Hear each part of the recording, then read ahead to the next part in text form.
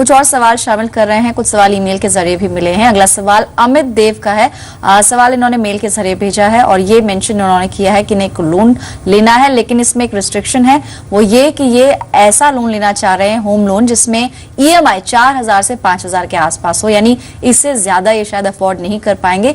जहां तक इनकी सैलरी का सवाल है, इन्होंने मेंशन किया है कि मासिक आय इनकी लगभग 16000 रुपए है।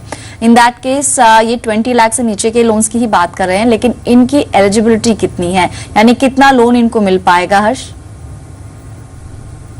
तो अगर कंप्लीट एलिजिबिलिटी देखें, इन्होंने अपनी आयु नहीं बताई है, बट अज्यूम कर रहे हैं कि आयु 40 वर्ष से अगर कम है, तो इन्होंने अपनी सालाना इनकम करीबन 2 लाख बताई है, नेट जो हाथ में बचता है 2 लाख रुपए।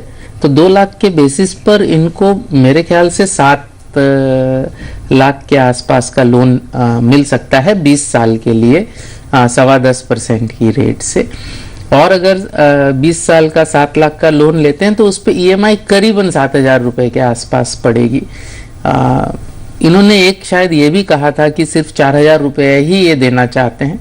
अगर 4000 रुपया देना चाहते हैं तो फिर लोन 4 लाख का लेना चाहिए, यानी कि जो डाउन पेमेंट है वो फिर इनको बढ़ जाएगा, अपनी जेब से जो है वो देना होगा। यानी कि आपकी मौजूदा आय की अगर बात करें, जैसा एक्सपर्ट ने भी कहा, इस आय पर आपको ज्यादा लोन नहीं मिल पाएगा, यानी कि आपकी रिक्वायरमेंट कितनी है आपने मेंशन नहीं किया, लेकिन आप जितनी अफोर्ड कर पाएंगे उस लिहाज से 4000 प्रतिमाह की किश्त के हिसाब से अधिकतम आप 4 लाख तक का लोन ले सकते हैं 10.25% तक की ब्याज दर पर। साथ ही अगर थोड़ा सा और अफोर्ड कर पाए तो शायद 6.5 लाख तक का लोन आपको मिल पाएगा।